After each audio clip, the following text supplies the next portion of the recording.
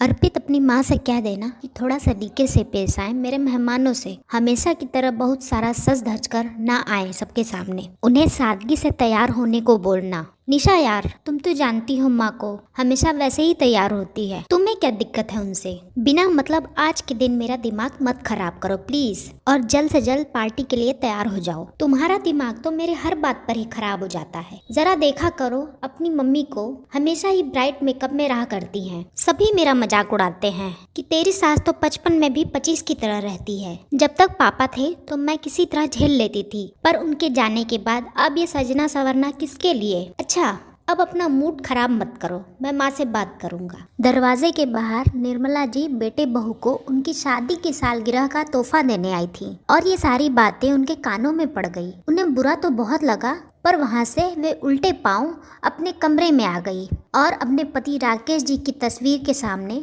खड़ी होकर रोने लगी। तभी उनका बेटा अर्पित आया और उसने कहा, माँ आप बुरा न माने तो मैं एक बात कहूँ? उन्होंने बिना बेटे की तरफ देखे ही कहा कि बोलो।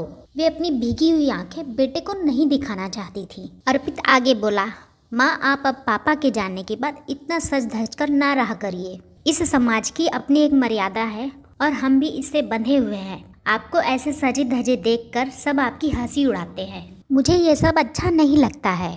उम्मीद है आप मेरी बातों को समझेंगी। इतना बोलकर अर्पित वापस लौट गया। निर्मला और निर्मला रानी, तुम हमेशा ऐसे ही बन ठन कर रहा करो। तुम्हारे इस रूप को देखकर मुझे हमेशा आनंद की अनुभूति होती है। मैं रहूं या ना रहूं, इन चटकीले रंगों से तुम अपना नाता कभी न तोड़ना। इन रंगों और तुम्हारे साज श्रृंगार के बहाने मैं हमेशा तुम्हारे साथ रहूंगा। आप ऐसा ना कहिए, आपसे पहले मैं जाऊंगी। अपने पति कन्हैया जी की बातें याद करते हुए ये शब्द अनायास ही निर्मला जी के मुख से निकल गए। एक बार फिर से अकेलेपन का दर्द उन्हें अंदर तक छल्ली कर गया, पर अपने पति के द्वारा कहे गए शब्दों का उन्होंने हमेशा ही पालन किया, क्योंकि उनके पति उन्हें रंग विहीन या बिना श्रृंगार के नहीं देखना चाहते थे। इसीलिए निर्मला जी हमेशा उनके हिसाब से ही तैयार रहती थी। पर अब बेटे के मान की बात थी, इसीलिए बीमार होने का बहाना बनाकर वो पार्टी में नहीं गई। दूसरे दिन निर्मला जी ने अपना सामान बांधा और गांव जाने के लिए तैयार हो गई।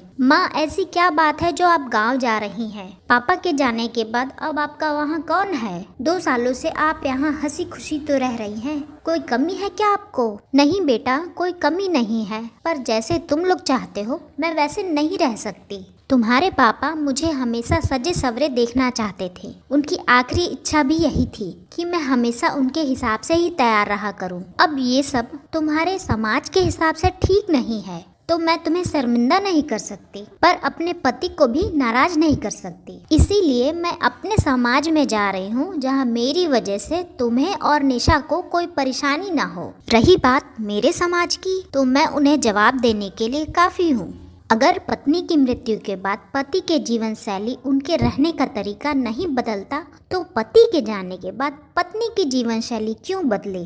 जो लोग मुझे बूढ़ी घोड़ी लाल लगाम बोलते हैं, उनसे मैं ये जवाब चाहती हूँ कि सजना संवरना उम्र के हिसाब से होता है, ये किस किताब में लिखा है? जब मुझे इन सवालों के जवाब मिलेंगे, तब मैं ये सोचूंगी कि मुझे अपने रहने का तरीका बदलना है या नहीं। तब तक मैं जैसी हूँ वैसे ही रहूंगी। किसी के लिए मैं खुद को बदल नहीं सकती। इतना कहते ही निर्मला जी की गाड़ी दरवाजे पर आ गई और वो अपनी आंखों में आंसू को छुपाते हुए निकल गई, अपने उस घर की तरफ जहां उनकी पति की यादें उनका इंतजार कर रही थी। तो दोस्तों, अगर आपको कहानी अच्छी लगी हो तो आप कमेंट में इसे लिख के जरूर बताएं और मेरे चैनल को लाइक और सब्सक्राइब कर दें। फिर मिलते हैं एक नई कहानी के साथ।